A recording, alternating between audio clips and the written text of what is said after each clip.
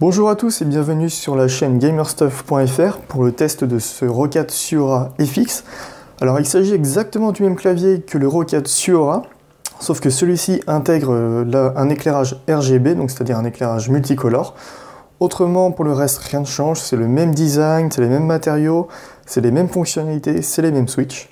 Donc sans plus attendre, passons à un rapide déballage. Donc ici, Roccat a fait le choix d'un emballage relativement simple.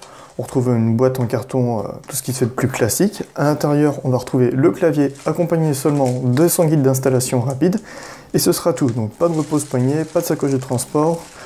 On a vraiment que l'essentiel. En ce qui concerne le design et la qualité de fabrication, donc Roccat a fait le choix d'un clavier, ce qu'on appelle frameless, donc c'est-à-dire sans véritable châssis, donc avec les interrupteurs à nu. C'est un look relativement minimaliste, qui contraste un peu avec le monde du gaming, mais au moins ça a l'avantage d'être sobre, d'être simple et que ça va s'accorder sur n'importe quel bureau. C'est également un clavier que vous pouvez constater qui est relativement compact puisqu'il fait 43 cm de long sur 12,5 de large. En ce qui concerne les matériaux, le châssis se divise en deux parties.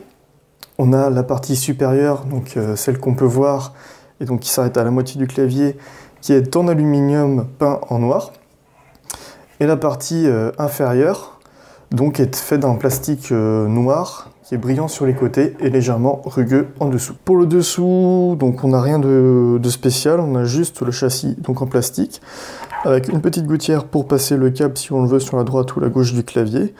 On retrouve également 5 patins pour bien accrocher au bureau et ce sera tout.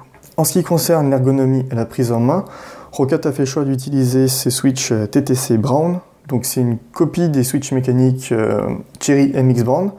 On a exactement les mêmes spécificités avec un léger retour tactile lorsqu'on presse la touche.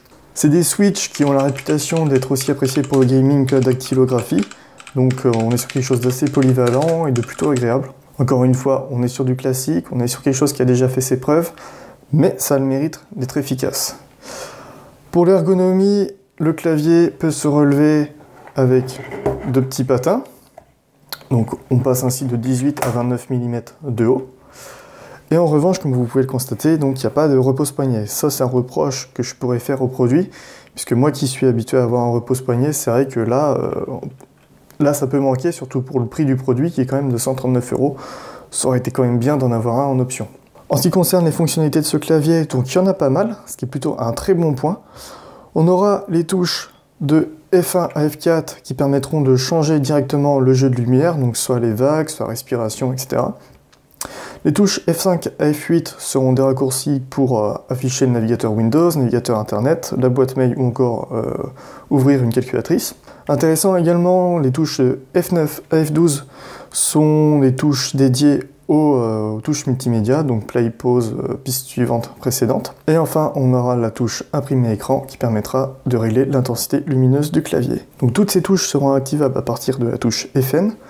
Un petit reproche quand même, c'est que cette touche FN n'est pas verrouillable, donc ce qui fait que pour utiliser les touches multimédia, il faudra sans cesse passer par la touche FN. Enfin, au-dessus du pavé numérique, on retrouve des touches dédiées au son, donc ça c'est également très pratique, c'est bien vu. Et une touche Game Mode qui permet de désactiver la touche Windows, ici, et d'activer les 6 touches macro qui se trouvent au-dessus du pavé directionnel. Donc ça c'est plutôt une bonne chose. Le seul problème c'est que comme vous pouvez voir, vu que les fonctions, enfin les touches macro se retrouvent ici, quand on est en jeu, c'est pas forcément ce qu'il y a de plus accessible. Mais bon, ça a quand même le mérite d'être là. En conclusion sur ce clavier Roccat Suora FX, c'est que c'est globalement un très bon clavier, il est simple, il est sobre, il est efficace, il y a pas mal de fonctions.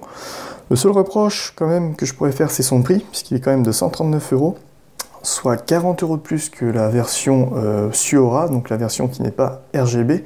Donc ça fait quand même une sacrée différence de prix. Et également, ce que je reproche principalement, c'est qu'il n'y a pas de repose-poignet, on ne peut pas verrouiller la touche FN, et que pour le prix, on a également des switches TTC Brown et non des Cherry MX Brown. Donc c'est un peu dommage.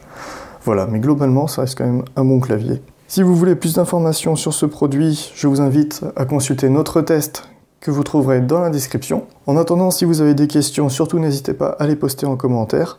Et je vous dis à bientôt et à la prochaine.